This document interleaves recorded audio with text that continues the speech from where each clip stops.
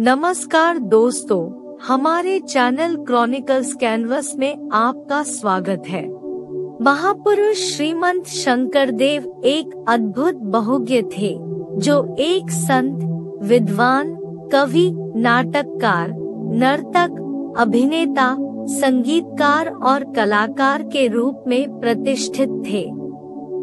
भारत के असम के सांस्कृतिक और धार्मिक इतिहास में उनका महत्वपूर्ण योगदान उन्हें क्षेत्र की विरासत में एक महत्वपूर्ण व्यक्ति बनाता है।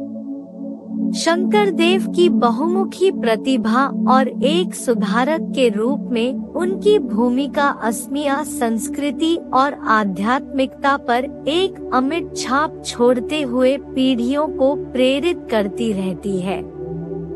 प्रारंभिक जीवन 15वीं शताब्दी की शुरुआत में एक महान प्रकाशक श्रीमंत शंकरदेव अलीपुखुरी, नागाव में उभरे।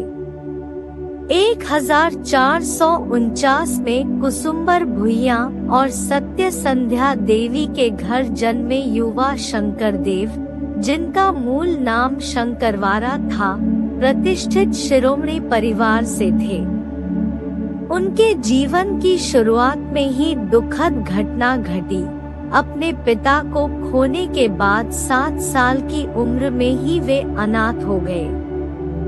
अपनी दादी खेरसुती के देखभाल पूर्ण मार्गदर्शन में पले-बढ़े शंकरदेव की ज्ञान प्राप्ति की यात्रा चुनौतीपूर्ण परिस्थितियों के बीच शुरू हुई।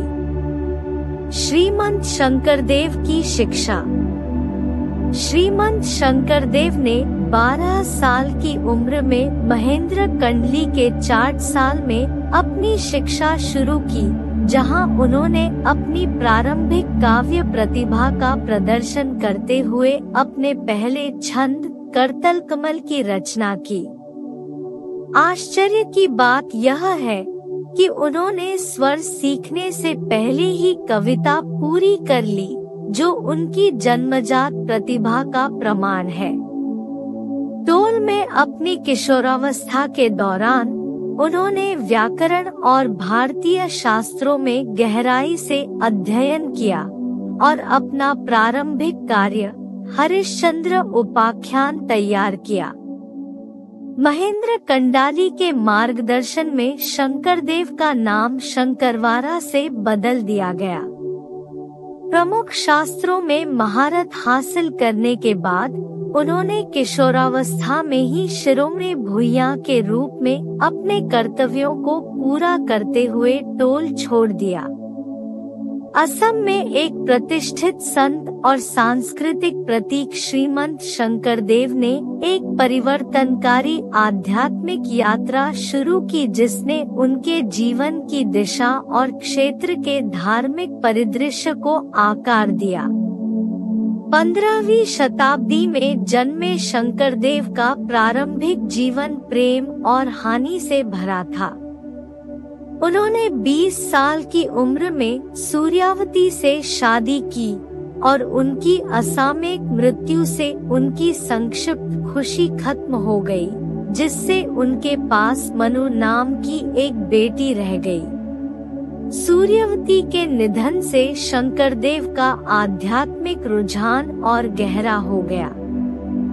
1481 में 32 वर्ष की आयु में वह अपने मित्र रामाराम और शिक्षक महेंद्र कंडाली सहित अपने साथियों के साथ भारत भर में 12 साल की तीर्थयात्रा पर निकले। उनकी यात्रा उन्हें पुरी, मथुरा, द्वारका और रामेश्वरम जैसे प्रतिष्ठित वैष्णव स्थलों तक ले गई, जहां शंकरदेव ने खुद को सीखने और सिखाने में डुबो दिया। उन्होंने पुरी में जगन्नाथ क्षेत्र में काफी समय बिताया, पुजारियों और आम लोगों को ब्रह्मा पुराण की जटिलताओं के बारे में बताया। अपनी तीर्थयात्रा के दौरान शंकरदेव भक्तों और विद्वानों से जुड़कर अखिल भारतीय भक्ति आंदोलन का एक अभिन्न अंग बन गए। 1488 में बद्रिकाश्रम में उन्होंने अपना पहला बोरगीत, एक भक्ति गीत रचा जो उनके गहन आध्यात्मिक अनुभवों को दर्शाता है। उनके वापस लौटने पर शंकरदेव के जीवन में एक नया मोड़ आया। अपनी अनिच्छा के बावजूद जब वह 54 वर्ष के थे, तब उन्होंने अपनी दादी के आग्रह पर कालिंदी से विवाह किया। अपनी मातृभूमि पर लौटकर उन्होंने 1498 में बोर्डोवा में एक प्रार्थना घर, नामघर का निर्माण किया। यह धार्मिक चर्चाओं, प्रार्थनाओं और शिक्षाओं का केंद्र बन गया, जहां शंकरदेव ने भक्तों के एक समुदाय का पोषण किया और भक्ति के सार का प्रचार किया। हालांकि राजनीतिक उथल-पुथल ने उनके शांतिपूर्ण निवास पर अतिक्रमण कर लिया। एक बार शक्तिशाली रहे बारो भुइयां कमजोर हो गए और पड़ोसी जनजातियों ने बोर्डोवा को धमकी दी। स्थानांतरित होने के लिए मजबूर होकर शंकरदेव और उनके अनुयायियों को कोच साम्राज्य में शरण मिली। वहां बारपेटा के पास पाटबौसी में उन्होंने चुनौतियों के बावजूद अपने आध्यात्मिक मिशन को जारी रखते हुए एक कीर्तन घर का निर्माण किया।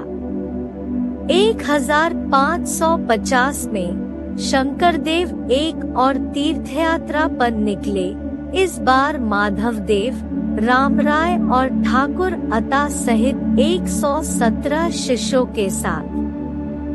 यात्रा के बीच में ही ठाकुर अता को वापस लौटना पड़ा और माधवदेव ने रसद की जिम्मेदारी संभाली। अपनी पत्नी कालिंदी के समझाने पर शंकरदेव ने वृंदावन की योजनाबद्ध यात्रा को छोड़कर पुरी से लौटने का फैसला किया और समूह 6 महीने के बाद 1551 में पाटबौसी पहुंच गया। शंकरदेव का जीवन परीक्षाओं से रहित नहीं था। अपने कर्तव्यों की उपेक्षा के आरोप में माधवदेव सहित उनके दामाद हरि को कारावास का सामना करना पड़ा। हरि को फांसी दे दी गई, जिससे शंकरदेव को अत्यधिक पीड़ा हुई।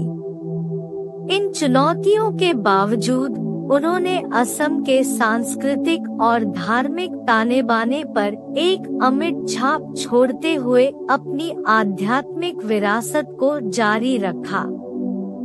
आध्यात्मिक खोज, शिक्षाओं और लचीलेपन से चिह्नित श्रीमंत शंकरदेव की यह यात्रा आने वाली पीढ़ियों के लिए असम की समृद्ध विरासत को आकार देते हुए भक्ति और ज्ञान की एक प्रेरक गाथा बनी हुई।